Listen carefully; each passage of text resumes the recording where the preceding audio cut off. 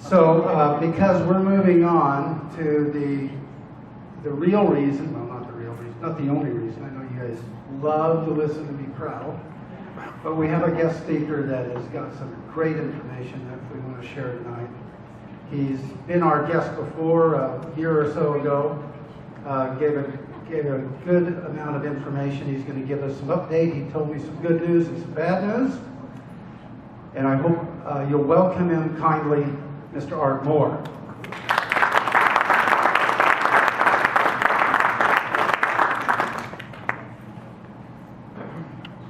Thank you so much. It's great to be here.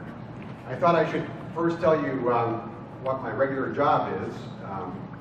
I'm a news editor with WND.com, that used to be known as WorldNet Daily. Some of you may know our news service. It's an alternative media service, and we hope we provide some kind of alternative to establishment or mainstream media. Thank God. And, sorry? Thank God. Appreciate that, thank you. But it really is a pleasure to be here again. I was here back in October of 2016, very different world we were in back then. And the speaker you heard was my co-author, Philip Haney. And in fact, you got some copies of the book available if you didn't get a chance to get one last time, or you weren't here last time.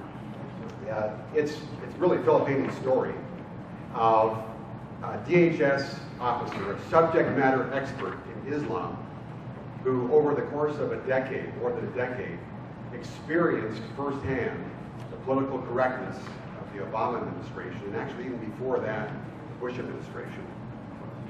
9 times, our government punished Philip Haney for simply doing his job of connecting the dots, for example, in the Boston Marathon case, dots that were ignored, building a case that was shut down by the State Department that could have prevented the San Bernardino massacre. And there's much, much more. And if you're interested, this is a first-hand account. It's from Philip's eyes, deep inside DHS. He's somebody who thinks like most all of you, but he was there, particularly under the Obama administration. And because he was doing his job the way you might expect us to see him do his job, he was punished. And I won't go into the details of that. You heard, if you were here before, you heard a lot of his story. But what I want to talk about tonight is what's happened since then. Because there was a major event that happened in November of 2016, I believe it was, that has changed the world. And really the question we want to ask tonight is, are things different under the Trump administration? How are things different with regard to national security? And what I want to do tonight is to talk in particular about the Muslim Brotherhood. Muslim Brotherhood, this movement began in Egypt back in 1928 in reaction to the fall of the Ottoman Empire, the Great Caliphate. And the Muslim Brotherhood really is central to understanding this problem that we've had with political correctness. It was the Muslim Brotherhood largely that Philip Haney was trying to expose.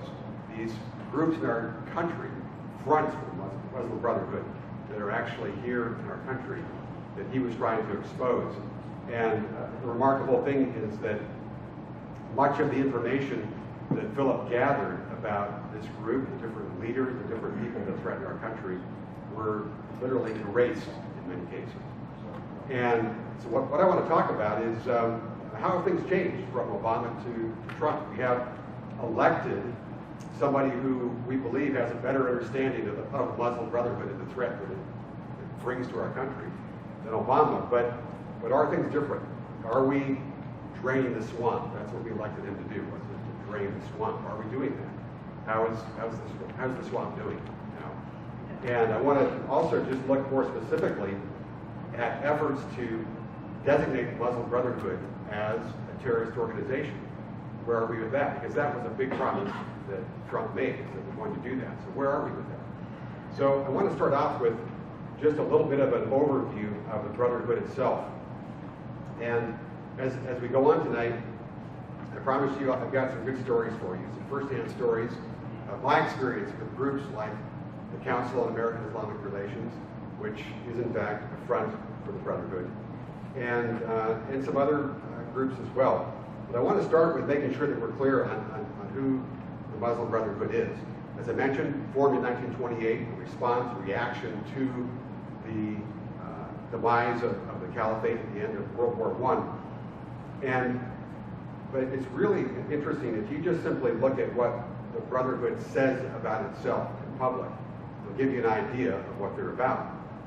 First of all, their stated goal is to instill the Quran and the Sunnah, and the Sunnah is the collection of the sayings of Muhammad, the life of Muhammad. So it's to instill the Quran and the Sunnah as the sole reference point for ordering the life of the Muslim family, individual, community. We think that's fine. This is a free country. But then this last part is really the kicker. It's the state that they're all about, the state as well. And when you look at the Muslim Brotherhood icon, the symbol of the Muslim Brotherhood, you notice that it has crossed swords, not crossed olive branches, but crossed swords. And it has this Arabic word on it that is a word that you could translate as make ready. There's a reference in the Quran to admonishing Muslims to make ready for the elimination of the enemies of Allah. So when it says make ready, that's what it's about. And then also it has a globe on there, and that globe includes North America, which means we're part of this whole aim, this ultimate aim of bringing the world under the supremacy or the authority of the Quran and Islamic law. And furthermore, when it comes to the United States, it's interesting, back in 2004, there was an FBI raid on a house in Northern Virginia, and they found this document, and the short name for it is an explanatory memorandum. It's basically an explanatory memorandum of what the objective is of the Muslim Brotherhood in North America. I want to read just briefly from this document. You ever heard about this document? Anybody? Okay, listen to this. So the reason why the Brotherhood is here in America is this. Their purpose must be understood as a kind of grand jihad in eliminating and destroying the Western civilization from within and sabotaging its miserable house by their hands and the hands of the believers, so that it, meaning Western civilization, is eliminated and Allah's religion is made victorious over all other religions. I want to point out, they talk about using their hands and the hands of believers.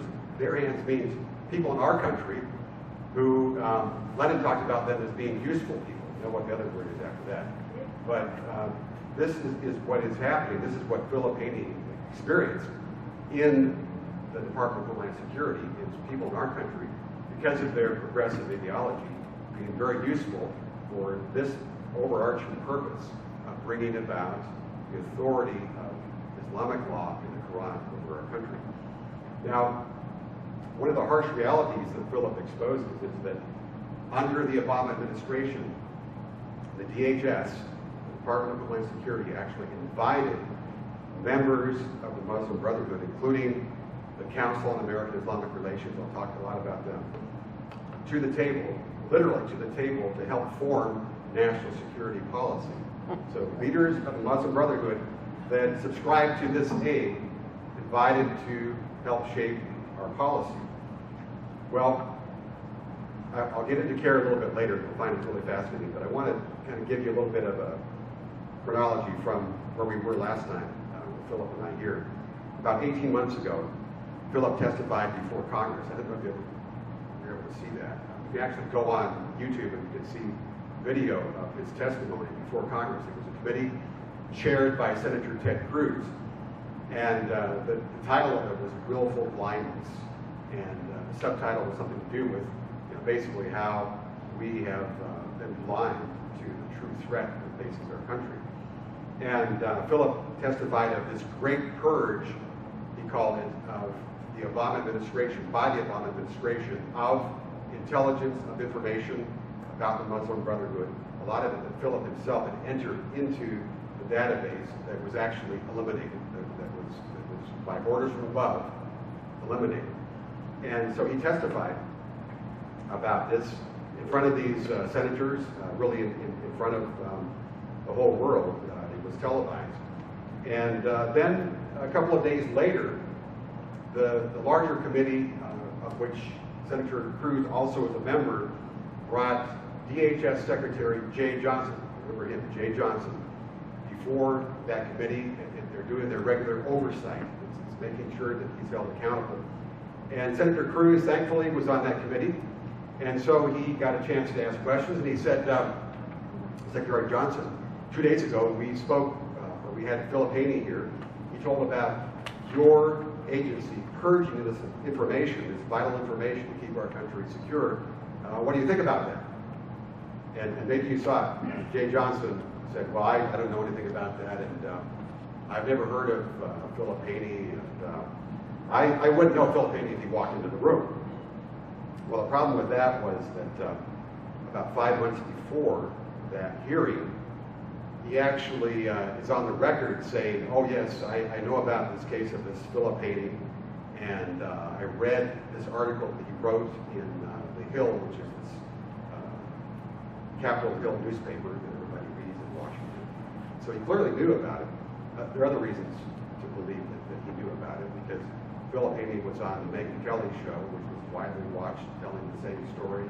DHS was asked to give a response, and they gave kind of a bland response to it. But certainly the DHS secretary was aware of all that. But there's more that's interesting, and this is where I want to share with you a little personal story. Last May, I went to Los Angeles to an event to honor Philip Haney. It was held in Hollywood, and he was given this award as a DHS whistleblower for his service to our country. And so I flew from Seattle down to LAX.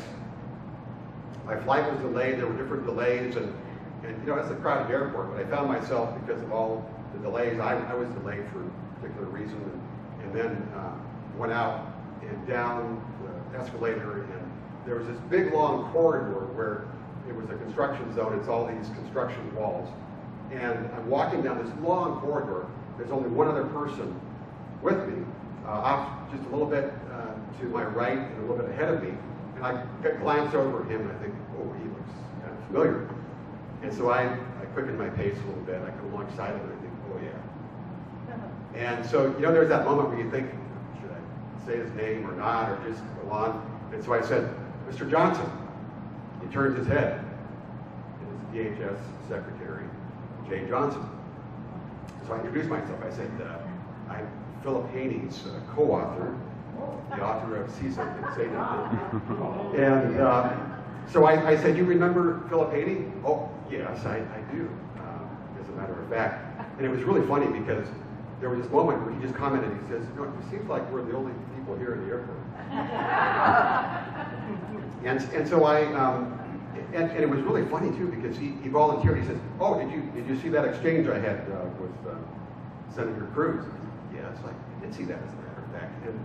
And I'm really curious, actually, what do you think? Because at the time you didn't tell us. What do you think about Philip Haney's testimony? He smiled and he said, well, let me put it this way. I'm really happy to be a private citizen. And so we walked on and talked a little bit. I told him I was there for an event to honor Philip Haney for his service as a whistleblower in your department. And then he said, oh, I'm here for my son's graduation. He's graduating from Occidental College, by the way, the one in Southern California that Barack Obama went to. And so I tried one more time. I said, so as a private citizen, might have been a little bit pushy, but I said, as a private citizen, what do you think about Mr. Haney's testimony? And he smiled again, just, you know, I'm just really happy to be where I'm at and going to my son's graduation. And so we parted. Actually, I've got evidence. If you think I'm making up this story. Okay. Yeah, so here's the evidence here. And you can see we had a nice conversation here. Yeah. And if you want to see it later. But what do I make of this? First of all, I don't think it was a coincidence. I mean, you think about the odds. He's flying from New York and flying from Seattle. I'm going to this event to honor Filippini. Who would be the most ironic person to meet in a situation like that? Maybe Barack Obama, maybe, but I think this guy, even more than Barack Obama, the most ironic person to meet. And what I come away with it is, certainly he has a progressive worldview. He fit in with the Obama administration, but I got this feeling, this response of, I'm glad to be a private citizen, but I think he was carrying more water for Obama than he wanted to carry. And I think you find people in situations like that where, through decisions that they make, but sometimes you find yourself in a place that you don't want to be, and you do things that you probably wouldn't have done otherwise. You couldn't have imagined yourself doing before you got into that big system, that big swamp, as we call it. And another thing too is, I want to just add this because we're talking a lot about Islam tonight, and I want to make sure it's clear. I think you all understand, but a lot of people don't understand it. I don't hate Muslims. I don't hate progressives. I really enjoyed talking with Jay Johnson. I found him to be a very warm, congenial man. And saw him meet his son, and I thought he was really a very nice man. In fact, I've had an encounter like that with a Muslim supremacist leader. I won't name him, but he was somebody who was actually invited to the table, so to speak, to help foreign policy. And I had this remarkable encounter with him where he showed me his humanity. He talked to me about being a husband, about being a father, and about his faith. And I really believe that he's sincere about that. He's sincere about what he believes. And so I see these people as human beings, but at the same time, I also believe it's my job to tell the truth. And so after I met Jay Johnson, I told the truth about Jay Johnson. I wrote more stories about what he believes and the consequences of what he believes. I wrote more stories about this Muslim leader and about the consequences of what he believes. And in fact, I tried to connect with him the next time I was in his city, and he said, no, we're done, because he had read the last thing I wrote about him. So be it. But I want to make sure it's clear that we're talking about systems. I think when it comes to Islam, an evil system.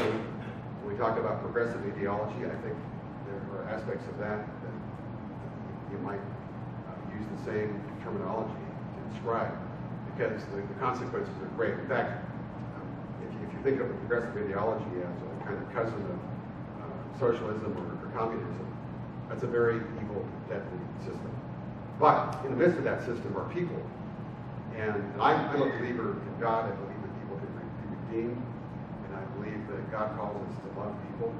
And I try to balance that with my call to tell the truth. And so I want to tell the truth about these systems. I hope these people will be free from the enslavement of these systems. So I tell the truth about Islam. I tell the truth about progressive ideology and its consequences. But I'm called also to the best of my ability to love these people. So that's just an aside. But I want to come to where we are now. And for one thing, Jay Johnson is gone, and a miracle has occurred. It's not Hillary Clinton who is deciding who's going to be our DHS secretary. We elected Trump on this promise to drain the swamp. And with regard to national security, there was a promise to name the enemy. I mean, the first thing, just the basic thing, who's our enemy? And so there's the question here of how are we doing with that?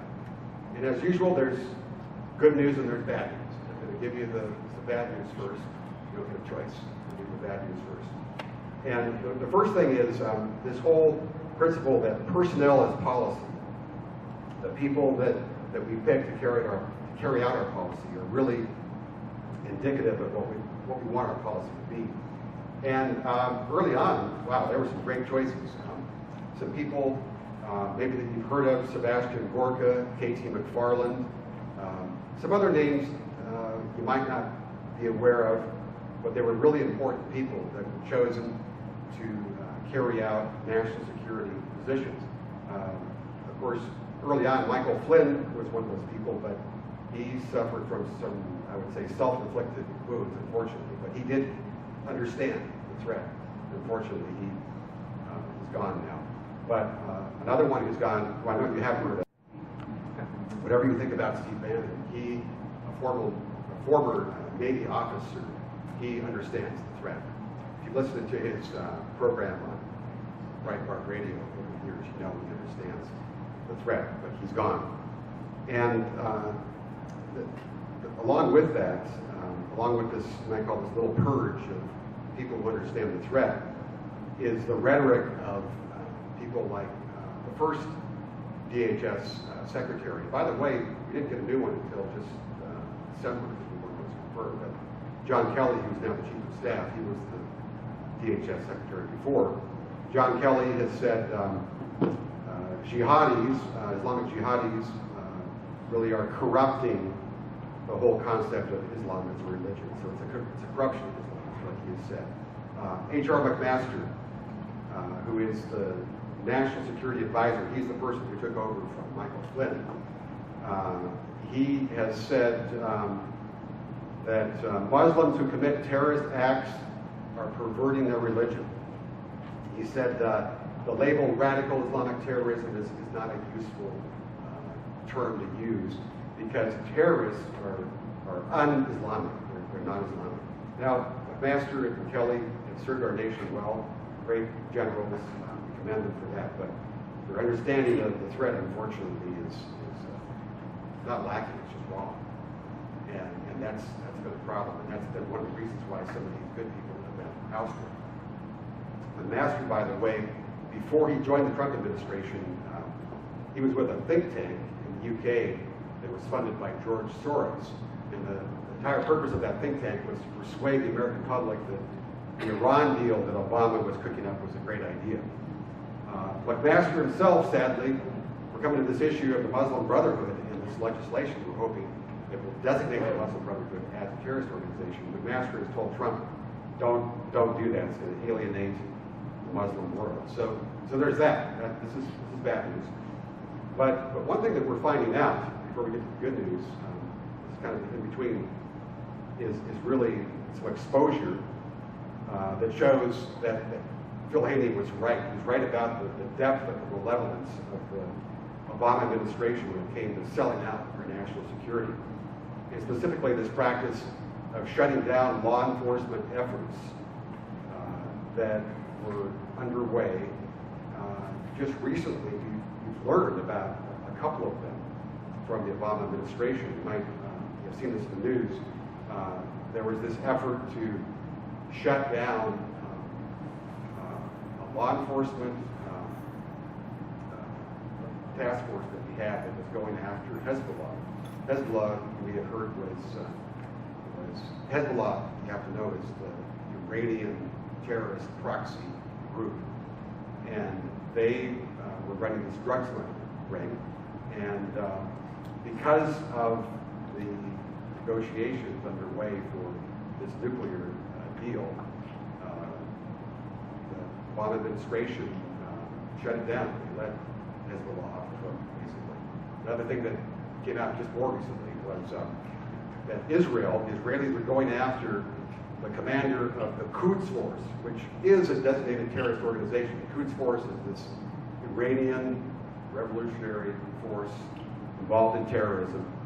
And Obama's administration, Obama himself, his administration, tipped off the Iranians and said, hey, the Israelis are after you, and save this guy. And so those were things that were exposed that were very much like what Philip Haney's been reporting. And so the good thing about that is it's being exposed.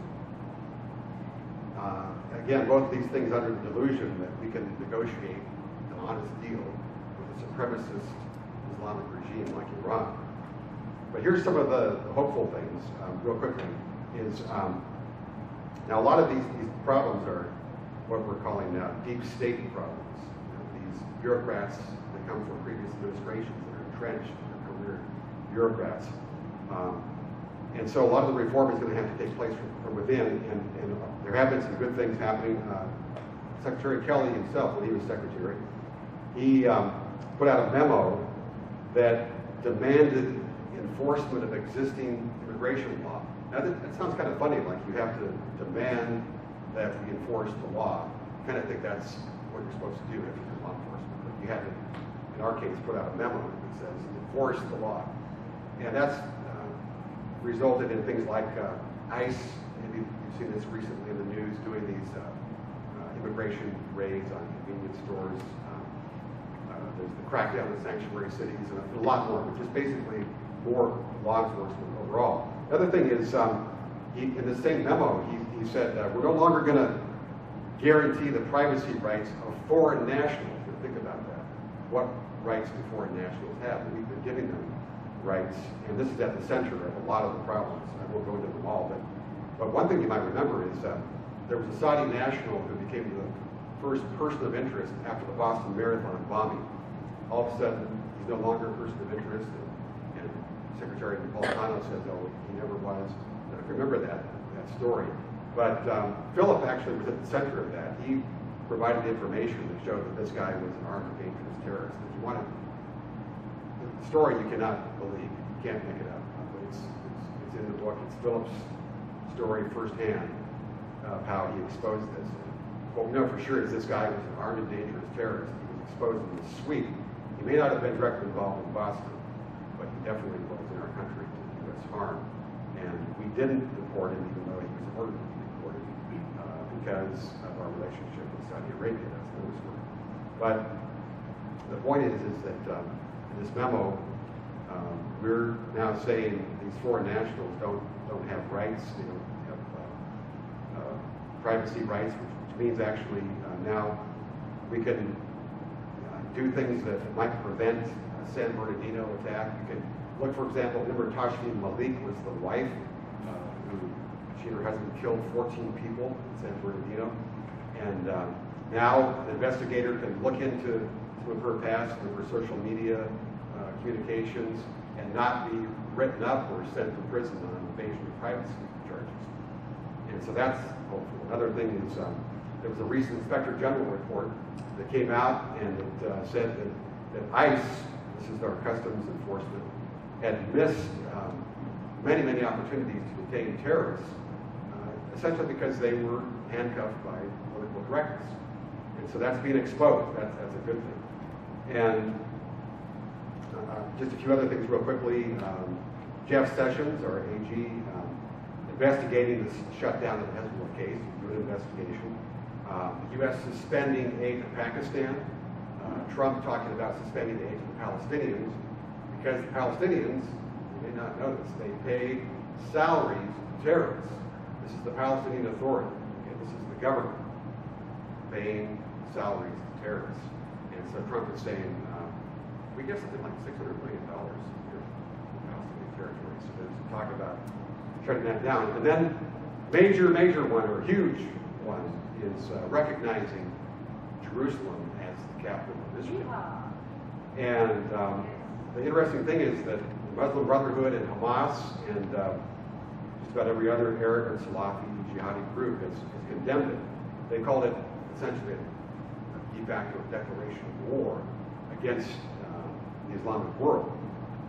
And what this is doing is it's really exposing them for who they are, which is very helpful. And it's showing that they never had any true intention of negotiating over Jerusalem to say, okay, we're going to give you the West, we'll take the East. No, they're coming out and saying Jerusalem is one, and we're not ever going to give up any of it. And it also shows there's no two-state solution. We talked all this time, many years about a two-state solution. And what this shows is there's not going to be one when it comes to the Palestinians, at the very least. So we're seeing the true nature of many of these groups, and it's also actually exposing Muslim Brotherhood groups here in the States. It's interesting, you might have seen in the news, there were 3 imams in the U.S. There was one in North Carolina, one in Houston, one in Garland, Texas, that came out in their Friday sermons in America talking about killing Jews, eliminating Jews. And that got the attention of some Jewish leaders in Houston. And so they called out this Jewish leader. The thing is that there was video of it, And then there's a group that exposed that video, and so Jewish leaders said, hey, what about this? And so this Islamic group in Houston had to kind of cover up and say, well, you know, this guy is new to town. As if to say, well, he hasn't got the memo yet that this is what we believe, but we're not supposed to be talking about this. You know? And then the imam himself, he comes out and he says, you know, I would never advocate, I would never, you know, say that we must do violence, and I love Jews and all that. But one of the Jewish leaders in Houston pointed out something very interesting, that he was actually quoting sacred Islamic text. He was quoting the hadith, again, one of the sayings of Muhammad. And it was Muhammad 1,400 years ago prophesying one day about the elimination of the Jews. And you can hear this passage preached on all the time in the Holy Land, the Palestinian territories. But it's being preached on here in America. And so this is really reflective of the battle that we're facing. And it shows us, too, this is an important thing. I think most of you know it, but that our enemy is not terrorism. It's not a tactic. It's this historic supremacist religion that's been passed down from generations going back to Muhammad. And it's clear that there are people in the world who identify as Muslims who believe differently, but the religion of Muhammad has been passed down. This is it. And when you preach that the Jews will one day be eliminated, you are preaching Scripture. So, you know, this reality that the foe that we're facing is not terrorism per se, comes into play when we talk about this legislation to designate the Muslim Brotherhood as a terrorist group. And real quickly, there are a couple of bills. There are mirror bills, one in the House, one in the Senate. Michelle Bachmann, she was the one who introduced the one in the House back in 2014. It's been reintroduced this year. Ted Cruz was the one who introduced one in the Senate. Basically, it required the Secretary of State to report to Congress on whether the Brotherhood meets the criteria of a terrorist organization. If it doesn't, then tell us why. Why not? Now, Philip Haney is tracking about 50 members in Congress who he believes are on board with this. He's providing them with information. He's already visited a number of them, plans to visit all of them this year, and he likes to bring spreadsheets and PowerPoints and things like that. You probably gathered that when you heard it before, and he's really equipping them, preparing them to try to see this through. And so there's momentum. There's no guarantee that anything will happen this year. There's a lot of opposition that I'll talk about in just a minute. But the interesting thing is, well, along with President Trump actually talking about possibly an executive order that would make that request to the Secretary of State to determine whether or not we should designate the Brotherhood as a foreign terrorist organization. We have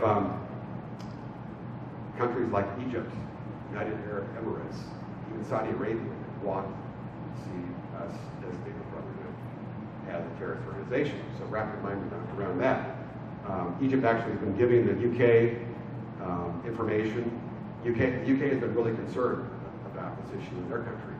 And so they're asking Egypt, help us to make the connection between the Muslim Brotherhood and some of these terrorist acts in our country, and they have. And Britain is expected to reach a decision on the Brotherhood probably in the first half of this year. And now certainly if we were to do that here, you would have this ironic sigh of relief across the Middle East, along with an outcry as well in other groups.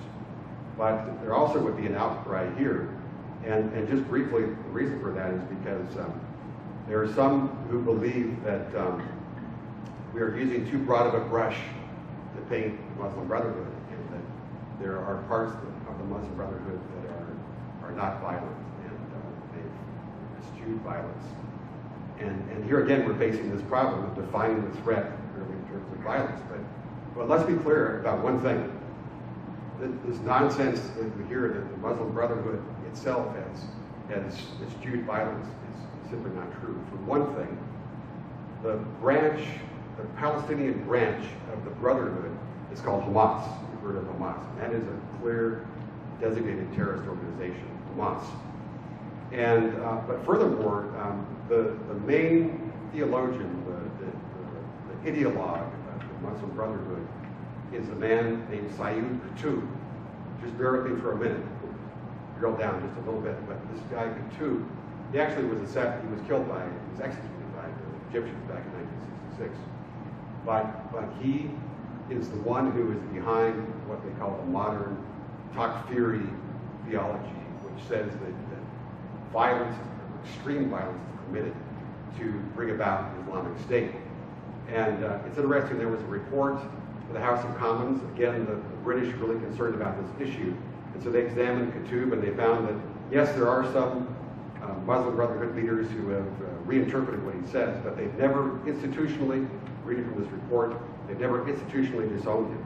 They continue to explicitly endorse his theological views, and they're really central to the Brotherhood's formational curriculum.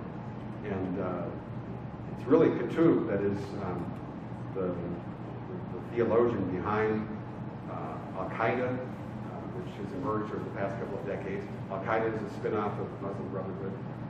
ISIS is a spin-off of Al-Qaeda. It came from Al-Qaeda in Iraq. And so Qutb is really still central to the Muslim Brotherhood. And so when you hear, well, the Muslim Brotherhood is a peaceful organization, they've rejected violence, that's not true. But nevertheless, we have these fronts in our country that are not overtly violent, and that's like the Council on American Islamic Relations. They're using other tactics to bring about the same aim.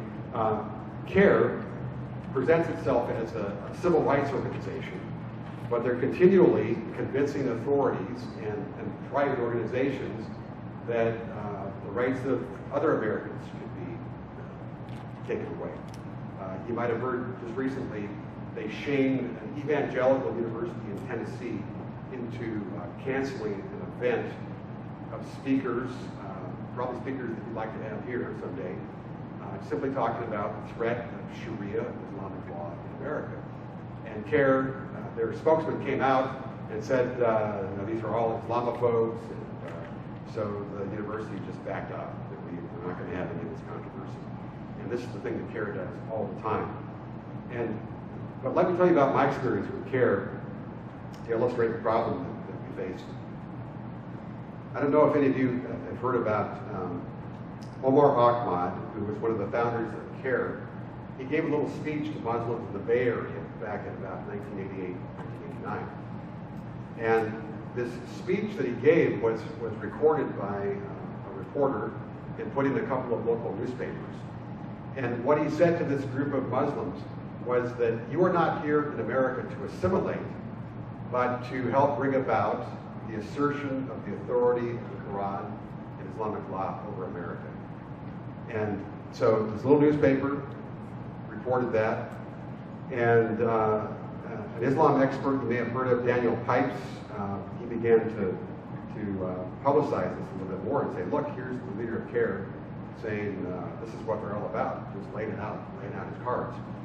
And so CARE complained about that. They said, oh no, he never said that. And we went to the editors of these two newspapers that published the story. We went to the reporter and they retracted it. And I thought, okay, let's see if that's true. And so I called up the editors, I got a hold of the reporters. And this reporter, who by the way would identify herself as somebody on the left, somebody who definitely did not want to get involved in any kind of controversy. And my conversation with her was like, I don't want any of this, but I'm going to tell you not only that that's exactly what he said, but also that nobody from CARE has ever come to me and asked for a retraction. So, editors that I talked to, they said the same thing.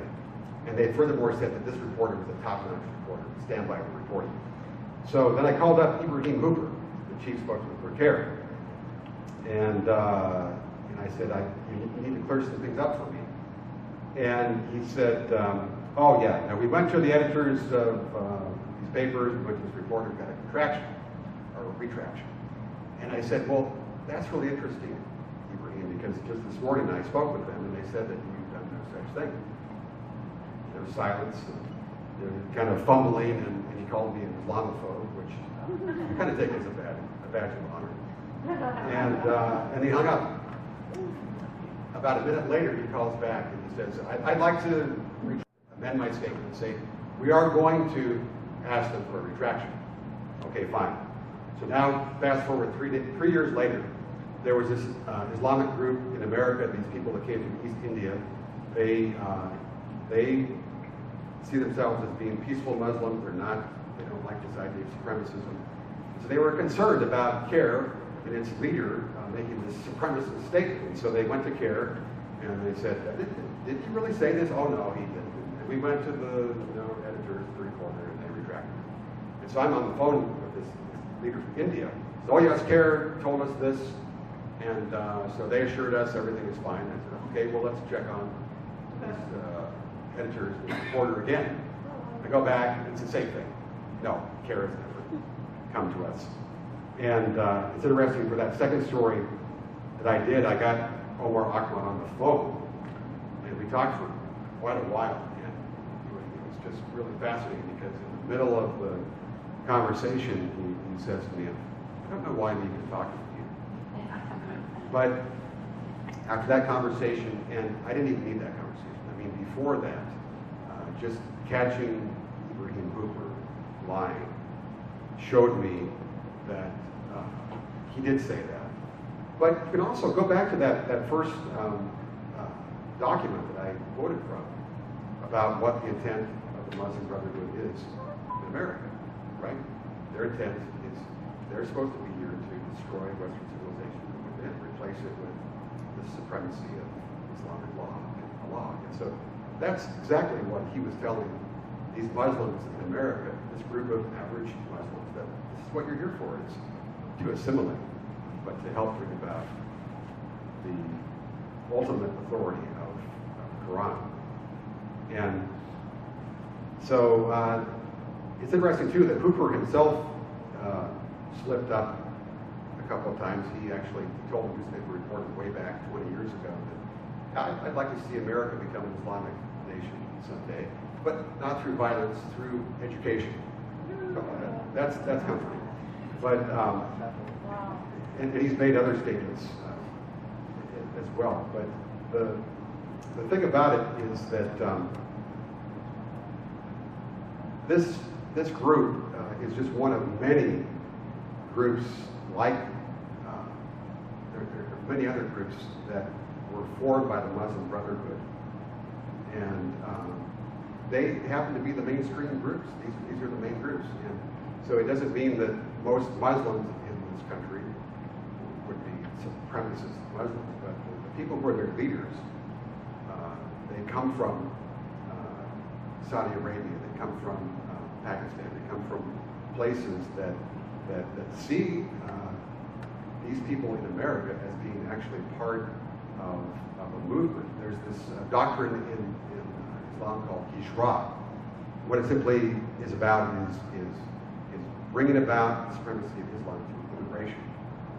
And so when the more people you have in a country, the more you establish Islamic law. Islamic law is about every aspect of life. The more you establish it in a community, then the more it spreads. And CARE is really interesting too when you look at its foundation, its beginning. Going back to 1993, the FBI actually wiretapped a meeting that Omar Akhman was in. Nihad Awad was in that meeting. He's the current executive director. And they were talking about forming this organization. And mind you, these are known leaders of Hamas, again, the Muslim Brotherhood's Palestinian branch. And the FBI was listening in and hearing them talk about creating an organization that would give a media twinkle, was the word, to their effort to Islamize North America. And that's exactly what they do. If you watch the cable programs, you'll see talking heads, you'll see people from CARE and other organizations. They're all trying to give a little twinkle to what they're doing here in America. And so this is the problem that we face, the complexity of the Muslim Brotherhood and its operations here in America. And so I want to conclude by talking about what I think are some ways that we can help cut through some of this fog. And the first thing I want to clear up is the problem that some people might have with this idea of designating a group as a terrorist organization and therefore banning it. In other words, in some ways it looks like you're banning a religious group. And we as a country that believes in religious freedom, we don't want to be caught banning a particular religious group. But the problem really is that this is not a First Amendment issue. It is a constitutional issue, but it's an Article 6 constitutional issue. What does Article 6 say in the Constitution? It says the Constitution is the supreme law of the land. So it's really about the incompatibility of Sharia, or Islamic law, with the Constitution. And ultimately, it's a battle over sovereignty. And so Islamic supremacists and Antifa, this group that was mentioned before that's causing havoc everywhere, the so-called anti-fascists, they have the same aim, is really to overthrow the government of this country. And so when we put the issue in these terms as a conflict between Sharia and the Constitution, it brings some clarity to our immigration problem and what we call our vetting problem. That is, how do we determine who to let into this country? And the problem is, we might have an applicant that has a clean record with regard to violence. There's no record of violence in this person's history, but nevertheless, this person is an Islamic supremacist, and maybe intends to come here and use education to learn about Islamic supremacy.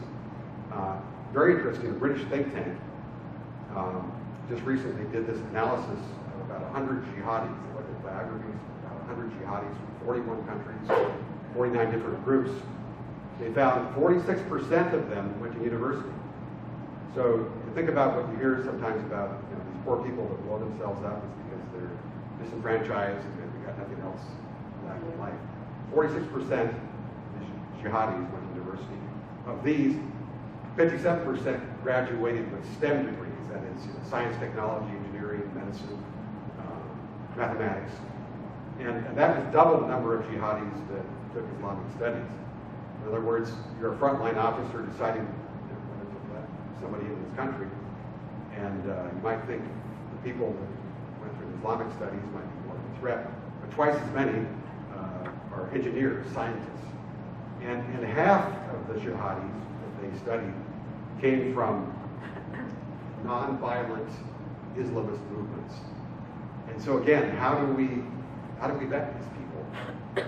And I think, for lack of time, we can simplify it with this, is that there's one question that we want to ask people. And I suppose you really can't ask the person that question and expect a fair answer, but let's just say the determination that we need to make is, does this person believe that Islamic law is superior to the Constitution? That's really the issue, isn't it? And if you do believe that, you're not welcome here. And it's not because I say that or because I'm a mean person. You can't become a citizen. I was talking with Pepita about the oath that she hopes to take very soon. And I want to read the pertinent part of this oath to you and show you why somebody who believes that the Quran is superior is eliminated from citizenship. This is what you're supposed to, as a naturalized citizen, declare. I hereby declare on oath that I absolutely and entirely renounce and abjure all allegiance and fidelity to any foreign prince, potentate, state, or sovereignty, of whom or which I have heretofore been a subject or citizen. That I will, this is the key, I declare on oath, I will support and defend the Constitution and laws of the United States of America. There it is. So, in conclusion, some seeds have been planted. We're hoping that they're going to bear fruit this year. We're hoping that they're going to bear fruit to preserve the sovereignty of this great nation. And when we talk about America as a great nation, or as a singular nation, this is not a boast of superiority of any people. In fact, we are a country that is based on an idea, not on an ethnos, not on a particular nation. We are a nation, we are a country that draws people from every tribe and nation from around this world, this planet, they're drawn here like a magnet because of the principles, because of the ideals that we hold dear. And really, this is our calling, is to fulfill this citizen's oath. And those of us who are born here in America, we don't take that oath, but we live by that oath. And we want to support, especially you people who are so dedicated. Your desire is to support and defend the principles, the laws of our Constitution. And to remember, as Thomas Jefferson said, and you can see this reminder from Jefferson if you go to the mall in Washington, go in front of the National Archives, and there's a monument there. It's written on that monument, eternal vigilance is the price of liberty. And you folks here are folks who are really living that out. That you are being vigilant. But it's eternal vigilance in the sense of on and on and on. And it's going to require us to continue to have that vigilance, to preserve the liberty that we have. But I really want to say I'm so thankful to be here among you folks, and just to see your dedication and to know that there's hope for our nation. So God bless you, and thank you for having me here. Now we have time for a few questions. So if you have a question, please come over here and get in a line, and that way we can make sure everybody gets on. I saw one in the front. Can you give us some language to use about how do you describe who the enemy is? We always seem to struggle with trying to define in proper terms who they really are. Would you talk in that microphone so we can hear your answer? Talking to that. The microphone she's using, I was having trouble hearing you. I want to hear your answer. Actually, the difference is that he's not holding it close to the mouth. It's the same microphone. Okay, sorry. Is this better? Yes. Okay, it took me the whole time to get it right. Sorry about that. Okay, I want to hear you. so I think just going back to how I ended, I think if a person believes that Islamic law is superior to the Constitution, I think you're disqualified from coming to this country, and I think that you're a threat. I think there are Muslims, there are people like Zuhdi Jasser. You may have seen Zuhdi Jasser on a lot of the shows. He's gotten to know Philip, and I honestly don't know how he can reconcile fundamental Islam with what he believes, but I think he genuinely believes that he can practice his faith and not subscribe to the supremacist beliefs of groups like CARE. So he goes around the country and he writes books. He does a lot. He's somebody who identifies as a Muslim and seems to be a pious Muslim. And so I think it's this whole thing of supremacy, and we believe that Islam is fundamentally a religion that impacts the state, the government. There's no separation of mosque and state. And by the way, when I say that, I realize there's really no such thing as separation of church and state. You know that, right? But that's something that is construed, but that's for later time. Anyway, does that help? All right, we have another question over here. We're going to have a line for questions, if we can, please. Thank you. Steve Foster. And what have you heard about the establishment of the Islamic State right here in Kitsap County? I know there's a mosque right down the street that people don't know about. Can you enlighten us on that? I can't. I'm not familiar with it. There Sorry. is one here. Okay.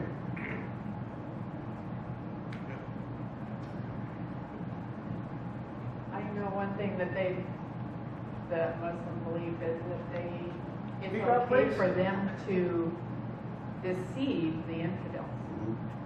So you can't believe anything they say because it's okay to deceive us. Right. There is a very yeah. There's a specific doctrine that says that if you are an infidel, then you can be lied to. So that was what I was experiencing with Ibrahim Hooper, is that they believed that they could lie to us. And another question. Yeah. There was an article in the Kitsap Sun not too long ago. Can you hear me okay? There was an article in the Kitsap Sun a while back, and we don't take the sun, but we use it for kindling, for to start a fire. And there was an article in there about a Muslim. She was an attorney, and then she read the Quran from front to cover, and it changed her life. And so she got involved with some Christian pastors and organizations, and now these Christian pastors are, cooperating with her and going around the country and trying to say, we need to be tolerant of the Muslim. Yeah, What do you think about that? I mean, that's as a Christian. I'm concerned about that. There's this terminology they use called Chrislam. That's probably the extreme form of it. But some years ago, I went to the big cathedral, St. Mark's, the Episcopal Cathedral up on Capitol Hill. And they had invited Muslims to have a conference there. And the main speaker was a person that you might have seen in the news who was known as the Ground Zero Mosque Imam. Remember when there was an attempt to put a mosque at Ground Zero? And he was the main speaker. And during the middle of his talk, he said, "It is now time for us to have one of our 5 daily Muslim prayers." And so any Muslims who are here in the audience, please come forward. And they went behind the pulpit there, and they're in this sanctuary of an Episcopal church. I think most of the people there were Christians, Episcopalians, perhaps other denominations too. But so in the middle of his speech, they go back and they, and you've probably seen this done, where they get on their, get down and bow down. And the interesting thing is that this prayer that they were praying essentially is a condemnation of Jews and Christians. It's basically declaring that Jews and Christians shall be abolished to hell for eternity. And it was really quite a scene when I was looking around me and watching these Christians just smile, just feeling this great sense of tolerance. That here we are, we're allowing these Muslims to worship in our cathedral, but what they were actually doing, they were speaking to these Christians and saying that you're going to be sent to hell. Quite an irony. So that's what I think about. Another question here. In the beginning of your speech, you spoke about Michael Flynn, and so I was wondering if there is any chance in which the people may help in some kind of way to get General Flynn back in. I mean, I know exactly what happened with Vice President Pence, but. Well, I think it would be very difficult. He served honorably. He served our country honorably, and I think he's pretty much retired now. I think it would be difficult when it's the vice president that he lied to. That would be very difficult for him to come back. I don't see that happening. I hope that he'll be able to contribute in other ways. He has other problems too. He's had other difficulties with his connections to Turkey, for example. But my impression in general, though, is he's an honorable man, and he's made a great contribution. I hope he'll be able to do that. But I can't see him serving in this administration. I see. And I just have a quick comment on her last question. The Torah, which is the book of the Jewish people, the Old Testament, which is the book of the Christian people, the Bible, and the Quran are the exact same book. And anybody knows, with the basics of theology, that if you accept the Quran, you're accepting the Old Testament as true as well. And then it just stops after the New Testament begins. So the Jewish people do not accept Jesus Christ as the Messiah. The Christian people do accept Jesus Christ as the Messiah. And the Islamic people replace Jesus with Muhammad. So that's where everything goes out. So if this person says that the Quran changed your life, then will the Bible change your life then?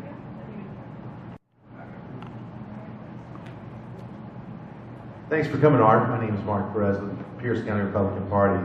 And like with your comments about, has anything changed in the swamp?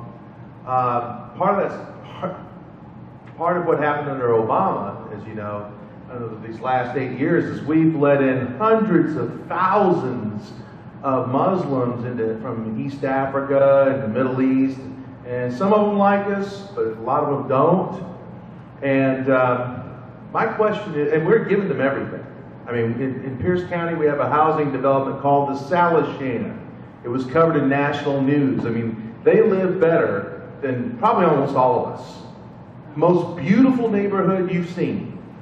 And so they're living there, and my question is, what can we do, or what are they going to do, the Trump administration, and if you're aware, what are they going to do about maybe weeding out those that aren't going to accept and assimilate in terms of maybe denying them citizenship? Maybe, I don't know, do you have any thoughts on that? Yeah, sure. This is the debate that's going on right now because they're looking at trying to craft an immigration bill. And the Trump administration's basic philosophy is that we want a merit-based system. We want to bring in people who can contribute. And it doesn't mean that we're no longer a compassionate nation. We are continuing to send people to these nations, these places that need help. And it's interesting too, you know, these Syrian refugees, I know people have been to those camps, and I've heard people report that most of them want to stay there. They want to stay in their culture. And so our military is helping to do that, and we of course send all kinds of private people. All of us know people, maybe some of you yourselves have served overseas.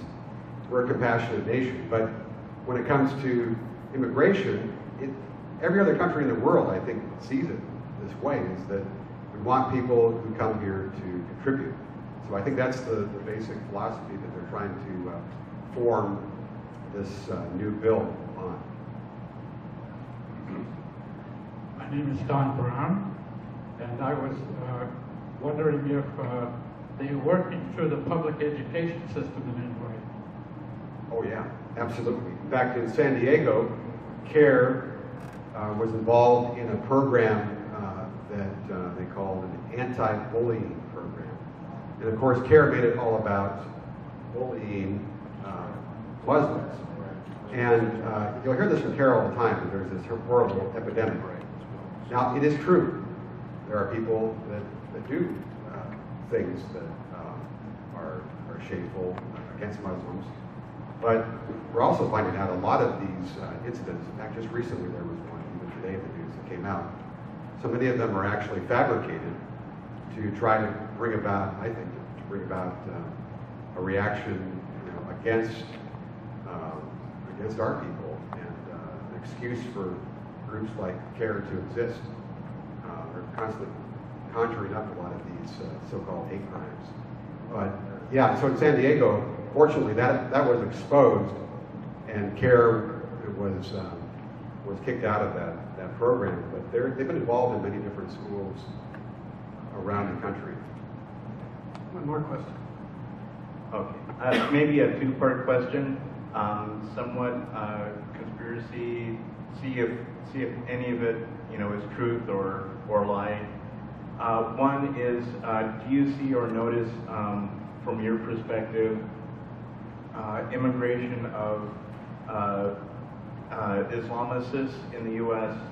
Creating bunkers or Muslim militia groups or are selective areas of armed areas? And also your thoughts on, say, I believe it's in Michigan where a Muslim is trying to run for not only mayor like Dearborn, which is high percentage Muslim, but for the Michigan governor's seat, yeah. and then turning the laws towards Sharia. Your thoughts? Well, so the first one, I know there is a group that's been monitored. I think it's called Muslims in America, and they found different outposts around the country, in Texas and in New York State, and they found that there's been activities such as training for jihad, weapons training, and what have you. And I think if you look at the internet, the reporting of that, you'll see some people who just poo-poo that and say it's nothing.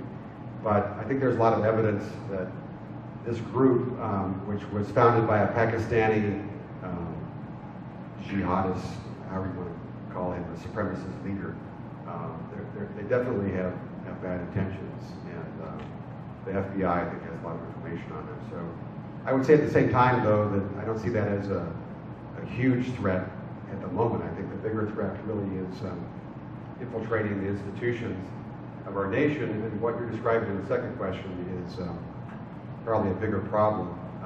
Dearborn, Michigan certainly has a huge population that is increasingly enforcing Islamic law. As to the governor's race, I have heard about this governor. I certainly would not expect, if he were elected, for him to begin implementing Islamic law. It's not going to work that way. You have to understand that with Islam, and with so many countries around the world, they see the long game. They see things in terms of centuries. And yet at the same time, if I could just add this real quickly, in Europe, 10 years ago I went to a conference in Europe, real quickly, and they were talking about the demographic winter that was taking place. So because people weren't being fruitful and multiplying, basically, not getting married, not having kids, they had to bring in these immigrants from mostly Muslim nations.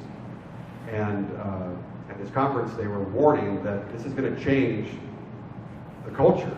You're no longer going to see, first of all, you're not seeing big Italian families with uncles and aunts around the table. But you're not going to see in Germany the lederhosen, the Dutch, wooden shoes, all this culture.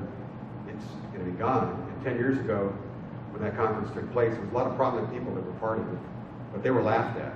Yeah. It was like, what are you talking about? And now, 10 years later, there are fewer people laughing. 10 years. Now, America is a different place, and there are people like us who are here for one thing. But have no doubt that they're looking at the big picture, and they're hoping that over time, communities like Dearborn, Michigan will spread, and they believe one day it will spread over the whole nation. So I think we have to really be serious about this threat, and at the same time take a lot of hope and realize that this is a nation that has been blessed by God, and when we acknowledge God and the fact that our rights have been given to us by God, then we can overcome any foe. But I think our point here tonight really is just to be informed, to be aware of what's going on.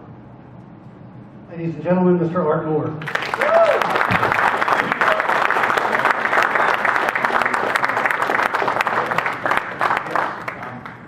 I think we're going to let him talk about his book a second. Just real quick, See Something, Say Nothing. Again, it's through Filippini's eyes. And if you were to do a history of our nation under our national security, handcuffed by political correctness, all the major events that you would put in that story, amazingly, Filippini was at the center of them. Sometimes he was the person who exposed them. He's the person who was right there, and so you get his eyes, his firsthand perspective. And it's really fascinating, and I actually was hoping that by January 2018 the book would be irrelevant. I was really hoping that, but it's not. Okay, it's as relevant today as it was when it was written just a couple of years ago. So, of course I recommend it. I wrote it, but really it's the story of Filippini. It's his story. I want to commend you his story. A real American hero, I believe. So it's $25, either cash or I also have, you can swipe a card. I have the square system. So if you have a credit card, you want to buy it, that's great. I'll autograph it for you if you want. Or I'll not autograph it for you. You can press that too. But, and of course you can get it on Amazon.com if that's easier for you. So, but they're available for tonight. And the last thing, you know how we love our bling at the Tea Party, and there's plenty of it back on the table. Sandy's back from her international trip. Don't disappear on me yet. But before they write their next book, they're going to need a pen, right? And so we expect you to write your next book with this Tea Party pen. Thank you very much. Remember us kindly and come back and do it. Okay, so that was good. Was it good? Was it a good start of the year? Yeah? So again, I want to remind you, as if you thought I would forget, I have forgotten before. Really appreciate your generosity. We're managing to pay our bills, and that's a good thing. We're adding the conference. So if you want to donate to the conference, put conference on there. Or if you're just donating to our operational costs, just make the same, but we appreciate it greatly. Are there any last minute announcements that I've missed? Yes, sir. I don't know how many you've read the Quran. Okay, announcements? Is this a 2-minute mic or was this an announcement? I don't know how many people in here have actually read the Quran. Every question you ask tonight is answered in there. And ladies, if you read it, you ought to be scared to death. Right. Any other announcements? So I would just like to close with a quick op-ed. Is that you heard a lot tonight, and if you're concerned, one of my questions is I always ask pastors when they'll tolerate me more than just a few seconds, is, well, what are you teaching?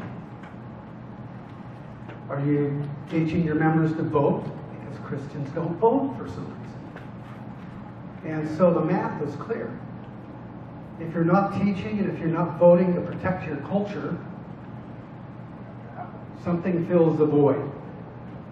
So if you belong to a church, if you're one of the faithful, think about going up to one of your deacons, pastors, assistant pastors, or something and just ask them a couple of questions.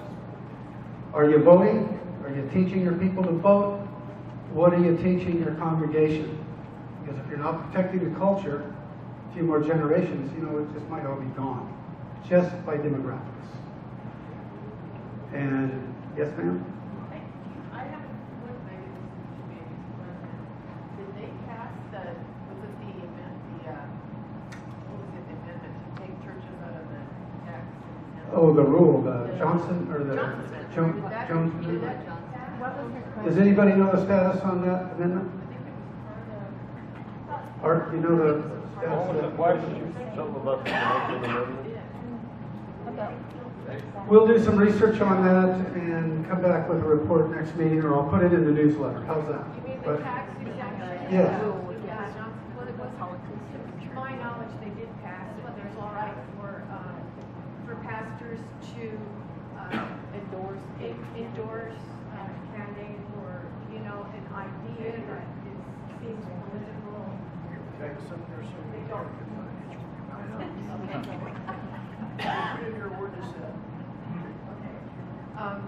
Now I'm going to forget what I said.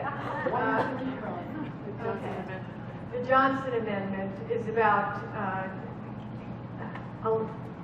the churches retaining their exemption, their nonprofit exemption. And it's to my knowledge they did pass it, or at least it's allowable through an executive order. I don't know which it is. And now the pastors actually were they were kept from saying anything political. They had to be politically correct, and now they can express their ideas more readily because of without losing their status of exemption. And we'll do a little, is everybody getting the newsletter? Is that a yes or a sleep? No. Everybody's done so. We'll do an update in that as well. Thank you. Appreciate that you're here. First of the year. Remember, third Monday of the month. Drive safe. God bless you all. Thank you.